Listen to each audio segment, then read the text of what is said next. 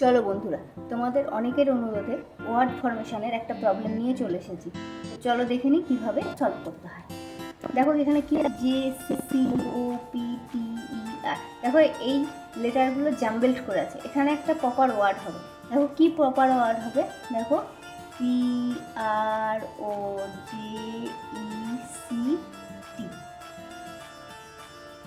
Project.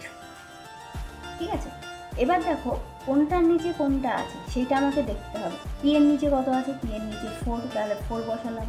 আর এর নিচে কত আছে, আর এর নিচে আছে 7, ও এর নিচে হচ্ছে 3, জে এর নিচে হচ্ছে 1, তারপরে ই এর নিচে হচ্ছে 6, সি এর নিচে হচ্ছে 2, আর টি এর নিচে হচ্ছে 5। তাহলে দেখো এটা 4, 7, 3, 1, 6, 2, 5 আমার কোথায় আছে আমাকে দেখতে হবে। দেখো কোথায় আছে, 4, 7, 3, 1, 6, 2, 5, তার মানে আমার অ্যান্সার কত হবে, 3। এটাই আমাদের অ্যান্সার।